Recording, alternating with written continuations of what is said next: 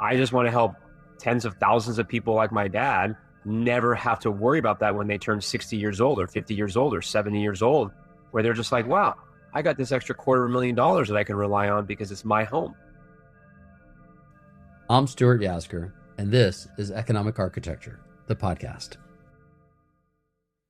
Homes are the largest asset class in the world, and home ownership is one of the main vehicles for building wealth in this country. Yet, when it comes time to sell, that asset can start to feel like a burden. Owning a home is a privilege, but for many homeowners, there may come a time when they need to sell. They need to move, they need to access wealth to take care of their loved ones. They're in a different stage of life. And all too often, when that happens, homeowners are keenly aware of what they're giving up. They're giving up their home, and they're also giving up their pathway to build wealth and provide for their long-term security.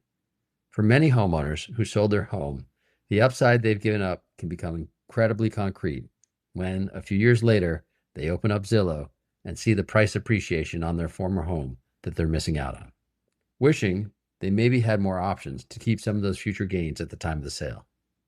But what if there was a system that we could create to give people more options beyond just selling their home that could enable them to continue building wealth and have somebody else manage it? What we're maniacally focused on is really solving for everyday people. They only have one option when they want to move, and it's to sell. And all we're trying to say is there should be another option. Kyle Kamrooz is the founder and CEO at Bonus Homes. It's an organization creating a new category for sellers to consider their options and continue building wealth on their home after they've moved out. Bonus Homes offers homeowners a really unique value proposition. They offer homeowners the possibility of taking their equity out of the home while maintaining ownership and upside appreciation without future overhead and obligations for the original homeowner. So we're in this just really conundrum. It's like a black hole that people can't move, people can't get into new houses and so forth. Specifically, there's two aspects of it. In housing, there's a mobility issue right now where we have millions of people who are locked into these low interest rates. And there's two reasons why they can't move. A big reason is affordability, but there's a large number of these people who also can afford and want to move, but they don't want to give up their interest rate as well, right? So it's almost, you got like two whammies. You're like, rates are 6-7%, so my cost on my new home is going to be higher. On top of that, I'm getting rid of my 2.5% interest rate. There's no way on God's green earth I'm going to move, right? And that's where we're at today. And when you look at what's happening from a macro perspective in terms of interest rates, like yesterday we had, obviously the Feds cut the rates, but then mortgage rates went up. And we're having this push-pull, really tough dynamic where you're thinking rates would come down because the Fed rates are coming down, but then mortgage rates in the past couple of sessions that we've seen have actually gone the other way. And so we're just lingering in this like 6% world right now, better than it was before, but we're still not anywhere near the threes, right, that we were, and maybe we'll never get there. So we got a mobility issue, right, where just people are just like, I don't want to give this up and I don't want to move. And that causes a ripple effect that we're seeing right now today. That's one aspect of the thing that we're trying to solve for. The second is we've got a wealth crisis in our country for lower and middle class. And what that means is we don't have mechanisms for everyday people to really truly build wealth, long-term wealth for their retirement. We have a retirement crisis on top of that, which is a lot of people don't save money. So we're basically coming at it from a now and later. We're solving the mobility issue now, while we're also solving this future building wealth and wealth creation by holding on to an asset for later on for middle America. You know, and as you paint that picture, if people were lucky enough to purchase a home and they had a home and if interest rates were incredible, like the once in a lifetime kind of experience, 2%, 2 point something percent, 3%, they took advantage of that to purchase a home, which is remarkable and really is enabling to build wealth. But now the flip side of that is it's actually locking them into these homes when they may need to move or want to move. And then there's a lot of other folks who don't have the ability. So let me pull out some of those things and then correct me if I'm kind of off or getting it wrong. If you're a homeowner, one of the home is where we live. It's where we lead our lives. It's where, we raise families, it's everything. But it's also a huge kind of means by which we build wealth in this country. And so as a homeowner, you hold on to it because you see that wealth slowly starting to accrue. But if you need to move, or if you need to get some of that equity out of your home, Right now, the option is, well, you have to sell your home. Yeah, I mean, you can sell your home. If you want to get your equity out of your house and move, the only option is really to sell your home. Because if you want to stay in your home and have equity, well, there's solutions for that. There's, you can get a line of credit, but you're going into debt also. What a HAP is, and the reason why the HAP is so popular, especially with, I would say, with just Congress in general, as we've been talking, I'm in DC, one of the reasons why it's so beneficial is not debt, it's an investment. We're going to be an alternative to selling. Okay. We're not going to be able to solve all the selling, right? I mean, there's 4 to 5 million people who sell their homes every year. We're not going to be able to do that. But what we're going to do is we're going to have, I would say, a sample size of that number, which is a huge number, where we can take these homes for homeowners, get out all their equity so they can move on with life, not have to find a buyer, not have to stage the home, not have to go and wait 60 days, 90 days to hopefully sell and have the stress of trying to close on a new home or all that stuff. We can give them that cash, but then also we can turn this home into an investment home for them that builds a long-term appreciating asset, right? Like a stock or like a bond. Yeah, absolutely. But I think we should, for people who are less familiar with it, when you say talk about a HAP, what is it and how does it work? And what we're maniacally focused on, this financial instrument called a HAP, Home Appreciation Partnership, is really, really solving for everyday people. They only have one option when they want to move, and it's to sell. And all we're trying to say is there should be another option. Basically, what it does is alternative to selling. So instead of selling your home, if you qualify, we cash out all of your available equity as if you sold it. So basically, look at it as almost like you have a $500,000 house, you have a $300,000 mortgage, and you've got that low rate on that mortgage. We cash out your $200,000, so 500 minus 300, assuming, right, 200,000. Similar to a sale, cheaper, okay, because we don't have all these disparate costs that you would when you need to sell. We give you your $200,000 in 2 to 3 weeks, and you don't have to show it. You don't do anything. Basically, you get it. You get that money. You do whatever you want with it, as long as you move out of the house, which is what the whole point of it is anyways. You're moving anyways. We're giving you that equity. Now, this home, you still own it. So the beautiful part about this is you're still on title. Now, you can have some people say, well, I just want to be done with the house. I just want to be done with it. You are done with the house because you don't have to worry about it anymore from a liability standpoint, from a payment standpoint. You don't have to do anything anymore on this house, but you're not done making money from it. And so what we do is we come in almost as basically as an administrator, like look at us as a custodian, as your advisor. We now turn this property into a rental that you still own. Okay. And totally above board. If you lived in this property for over a year as a primary residence, you can do whatever you want with these. Most houses out there today that you see as rentals, a lot of them are people who've taken them and turned them into Airbnbs and whatnot, but they've lived in them at some point. You now have a rental property that we manage. We pay your mortgage, your property taxes, your HOA. We rent it out to tenants, all their expenses. If they have any issues, we never come to you for a dime. It's completely passive for you. You own it. It's a passive investment, just like an IRA. When you're in an IRA, you don't have any control when you invest in the Vanguard ETF fund. You have zero control. You just look at it and go, okay, great. One day it's going to be worth more. Same thing. We manage it. We rent it out. And then after 5 years, up to 30 years, so long-term hold, this is a long-term hold, you can decide to sell it. You can decide to sell it. That's the key part because you own the home. This is your house. And we're just basically an administrator of it, right? And then what we do is we split the profits later on the future upside. So let's say in 10 years from now, Stuart, your house is now worth $1 million. And we started today at $500,000. So you got your $200,000 today, your equity. Now in 10 years from now, the house is $1 million. You sell it, you're going to get 33% of the difference between 1 million and 500,000. So that's what, 150,000 minus some of the closing costs when you're going to sell the property, of which we're going to also contribute.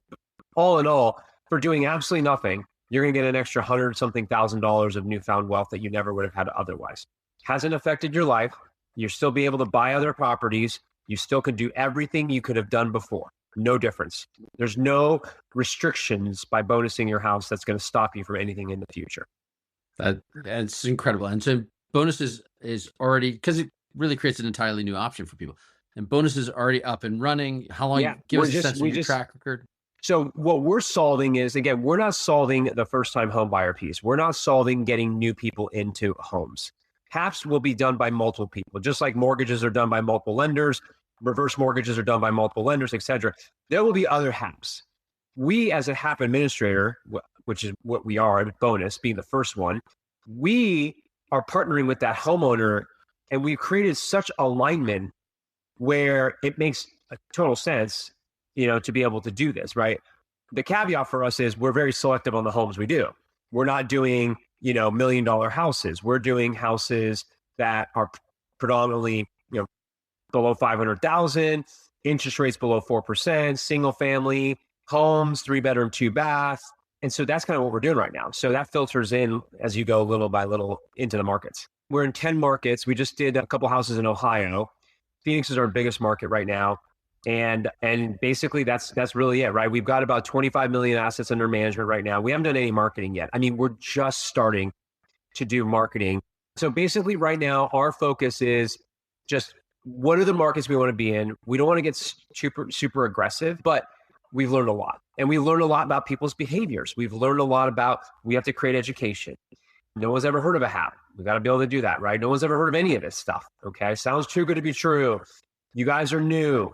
You get all these things, right? That's remarkable. Yeah. Because essentially you're standing up an organization in 10 different markets at the same time, right? That's right. It's not just a financial instrument. You have to do all this operating piece. 100%. And we have a very small team. And my team we look for people who are 10Xers, right? Being in 10 markets in such a short period of time is pretty big. And we're investing in the home, turning it into a rental, managing the property. We're doing the end to end, right? Fixing things if we need to. So now we also do repairs, right? Where we have to do repainting, reflooring, HVAC. So now we're in the repair business, own that full end-to-end cycle. This isn't just a one-time transaction. We probably should be having 3 to 4 times more than what we do for what we've already done so far to be able to scale. But we're just being very efficient with what we're doing and not trying to get ahead of ourselves. Because this is also something that people can just do, right? Like if you're in a home and you have a sense that you're kind of locked into your home, but you want to be able to move, but you don't want to give up all the upside from your home. If you're in a market where bonus is active, you could actually pick up a phone, send a note. 100%. Today. Go on our website, right? bonushomes.com. Type in your address. You can see the markets that we're in. And there'll be a message that says, hey, either we're in your market or we're not. We hear this too. I just want to be done with it. I don't want the headache anymore. And that's okay. One of my close family members, she's like my mom. She, from Louisiana, Baton Rouge, she actually went to LSU, doesn't like debt. Doesn't matter what it is, right? She doesn't like it. No debt, wants to have everything paid off. And she's like, I wouldn't do this. I don't want debt. But I'm like, well, you have a 2.25 interest rate on your house. So, yeah. I'm like, so you just want to sell it. She's in California, so we're not going to do it. But it was an interesting exercise. And she's just like, I just want to be done with the house. I don't want to have to worry because I've got this mortgage that now I'm trusting you to manage it and all these things. And I'm like, well, if I protect your downside risk, I protect any type of damages or anything and indemnify you from all that. I manage everything. I've got skin in the game because I'm giving you the money with no payment, no interest rate. Have I built a little bit of trust? It's like, yes. And so it's like, you got to work on it a little bit in that case. But there will be sometimes some people who just say, I just want to be done with it. What we do see though, is 10, 15 years later, they're going to go on Zillow or they're going to go on Redfin and they're going to look at that property and they're going to be like, yeah, I sold that house for $500,000. It would have been nice to have an extra $200,000 in our bank account right now. Yeah, absolutely. Anybody who sold a house and look back at how it's appreciated since they sold it. That's exactly right. And here's the beautiful thing about it. The reason why I love doing this is there's never been an asset that appreciates with such certainty that you can also enjoy and create memories with. And when you're done creating memories, you can still benefit from it and you can still make money after it. Like that's like manna from the heavens. It's the gift that keeps on giving. And all we're trying to do is trying to help people maximize that. It just simply didn't exist before, right?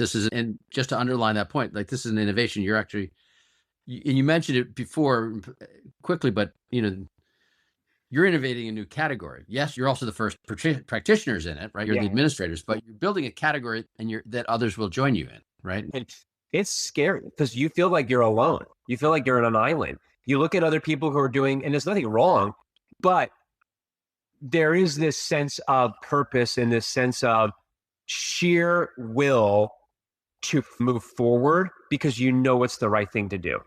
A lot of these people, when they build something, that no one's ever done before in the early days is extremely difficult. And absolutely.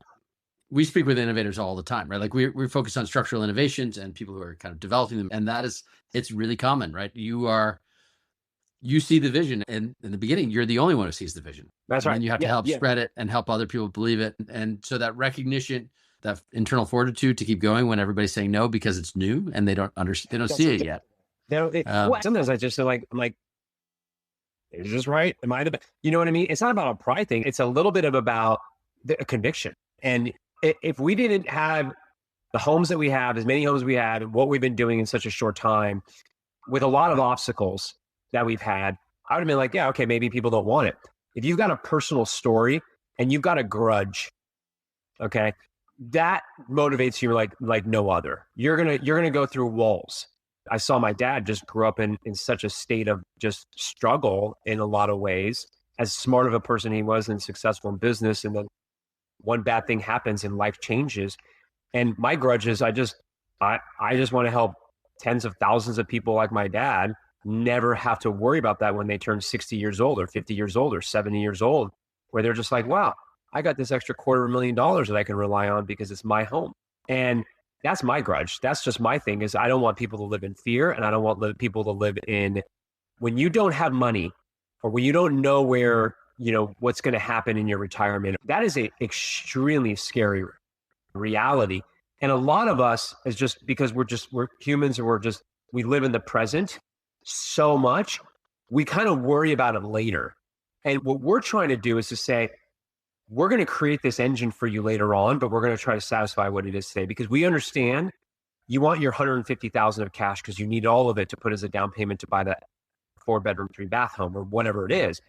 So there's this balancing act of trying to set something up for the future, which you can't see today, but satisfy what you need to today, right? And there's this psychological warfare that we've got to solve as a mindset, which is the benefit of later, but really what's the benefit for today? And I think if we can do that with a financial instrument like a HAP, it can really change the paradigm of how people view real estate in terms of retirement, not being someone that says, you're wealthy. Well, yeah, because I flip properties, or a real estate developer. Well, that's 0.1%. I'm talking about everyday people who are engineers, doctors, whatever. And they don't know a lick about real estate. They don't know finance. They don't know any of that kind of stuff. And if they can do the same thing and build some wealth with their real estate, that's pretty powerful. And I think talk a little bit about this though, also, because you talked about the source of your personal kind of motivation, and then seeing this vision of just how different it could be. But you also gave yourself permission, right? Like a lot of people have ideas, which is, you need the ideas, but it's totally different to act on it and to recognize that you have the possibility of creating a whole new product category here. Yeah. What's funny? You're familiar with Jensen Huang, the CEO of NVIDIA, right? I think there was an interview he did a year ago, I can't remember when it was, but he said, if I were to start all over, I wouldn't do this again.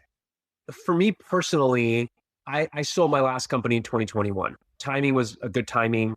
Sold the last company and went to a publicly traded company. And I left a year into basically a 3-year contract into the new company, right? Because I sold, exited, got the liquidity, moved into the new company. And then I was going to be kind of running my last company, my software company, in this new bigger community. We had 200 people. We went to an 8,000 person company, right? So I was going to kind of be there. And I could have just just cruised, and just done that. And I gave up a lot. I left after a year and gave up comfort. And on top of that, I put a lot of money into the first couple properties that we did just to prove that, what does this look like? So I kind of put all the chips in the table, which is a little crazy. And sometimes I'm not going to lie, I kind of be like, wow, was that the right decision? You have to be a little bit crazy, but I just was like, okay, we're going to jump in. And I had some great partners and then we ended up doing it. But that was kind of my personal story about wanting to solve a problem. But I did it at a point where I was one of those comfortable points in my life, meaning I could have just coasted and just done stuff and bought things or whatever. And I just went back into being a founder again, back into the dungeon. People are just driven, right? Like there are people who are just driven. it's become fashionable to describe oneself as an entrepreneur, right? And that's great. But I think that drive that you're talking about is one of the common aspects, right? Is that you see that the world can be different, and you You do have it. that conviction.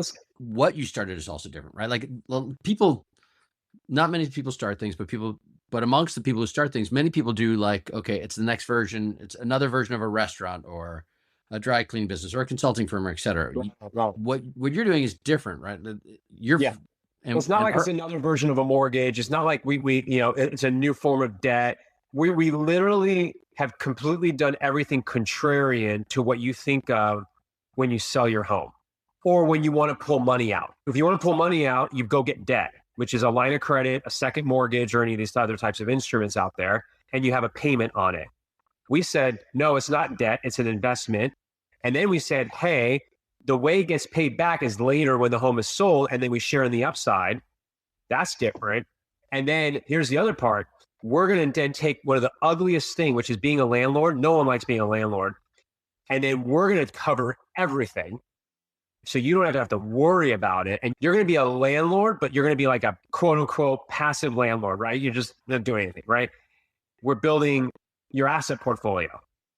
So we've done 3 or 4 contrarian things all at once, which you almost can say is a shock to the system. So we understand the rationale of why they go together and why that putting them together in that way creates a value proposition for the homeowner.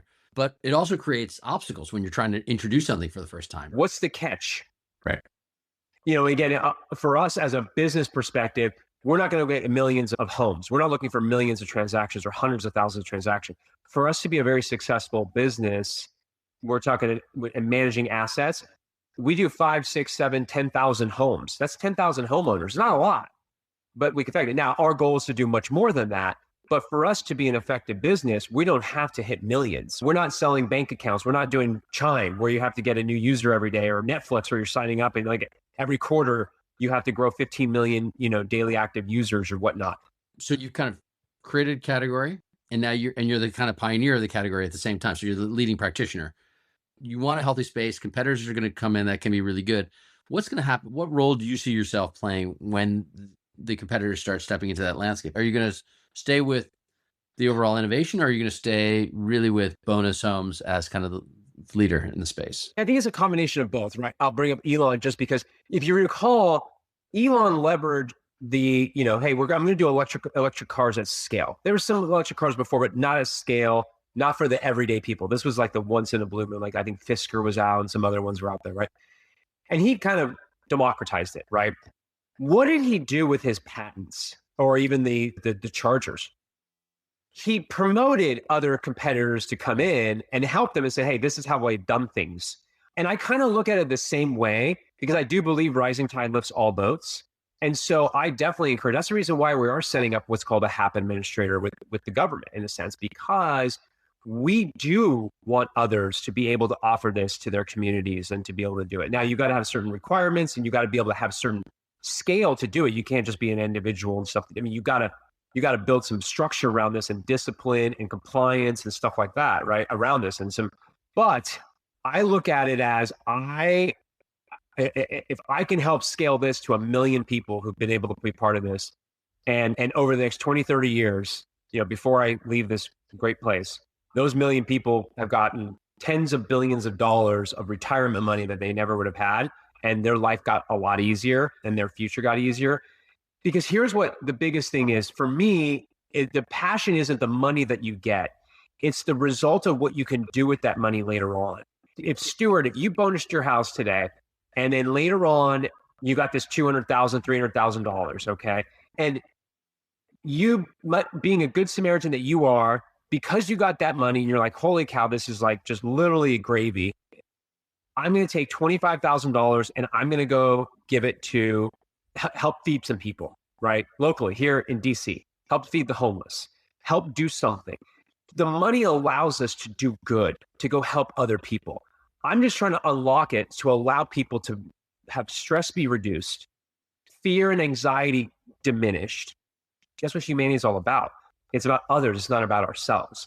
So for me, it's a means to an end of being able to allow people, it doesn't mean like some people might just take the money and you might be like, okay, I'm just going to go buy a car. I'm not saying it's wrong, but I think for a lot of people, they're going to do good because in our hearts, I think we are good.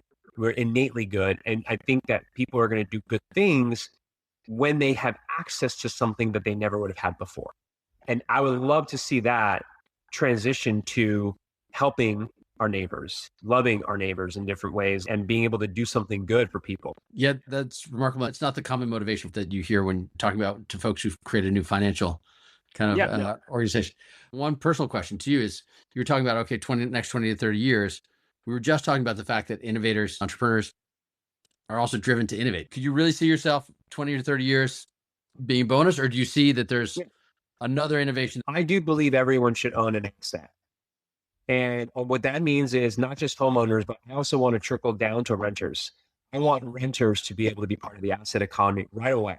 Right. And so, you've heard of, like companies like Built Rewards, where you can do rewards for your rent payments and whatnot. Those are great, right? Those are rewards that you get like credit card. I want to be able to have rent be part of your rent goes to actually owning part of the house, especially when you start having this tokenization and you talk about blockchain, so that a 19-year-old student who goes to school in Texas or whatever, right? And they're renting and it's a bonus home and they're paying, whether them and three other students are paying $2,000. I want them to start building assets. I want them to start now like seeing the value of every dollar you put into a home for a payment, whether it's a mortgage payment or a rent payment. I want it to still turn into an asset. Today, mortgage payments turn into assets because you're paying down a mortgage and you're building an asset. Rent payments don't. And so I want to try to get that kind of going as well too. Housing is my jam. Technology is kind of my lane that I've been in. And so this might be the best of all worlds, but who knows? Maybe I just end up doing something in space. I mean, there's a bunch of stuff going on with that. Well, no, that's fascinating. And it's fascinating. And, there are so many renters who are kind of locked out of the ownership, being able to own homes. And so the idea that you could do incremental, kind of fractional kind of ownership is remarkable. You could easily imagine bonus going in the other direction, because now you're going to be managing more and more properties and being able to take on the responsibilities and the choices and the decisions that homeowners have to face, which are often so daunting. Yeah, that's really the best. That's exactly what it is. I'm trying to be like, guys, don't worry about any of this stuff. Don't worry about anything on the house. We got you covered. Kyle, it's great to share the story of creating a genuinely innovative new approach. So thank you for taking the time to do it. No, thanks. I appreciate it. Thanks for what you guys all do. This is awesome. Anytime. Listening to Kyle gave us a sense of how bonus homes works and how this new category can work for future homeowners looking to sell. We're hearing from somebody who has a business background and a depth of grounding in real estate. He saw his father go through a personal experience and recognized how much he had to give up to address his short-term needs. Kyle could see that there was another way of doing things. And importantly, he gave himself permission to make it a reality. He's doing an uncommon thing. He is pioneering a new category of financial assets that makes market-based sense, creates more value for people in society. On those terms alone, it's worthwhile to think through HAPs and what the potential for this new category could be. But I think Kyle's doing something else that's really interesting. Kyle's example is inherently extending each of us an invitation to ask ourselves how we can be doing things differently, to give ourselves permission to take action, and to pursue creating change with the rigor and sophistication needed to make a meaningful difference. I'm Stuart Yasgur, and this is Economic Architecture, the podcast. Stay tuned for our next Fair Chance Hiring episode this Wednesday, and our usual Economic Architecture podcast episodes every Monday.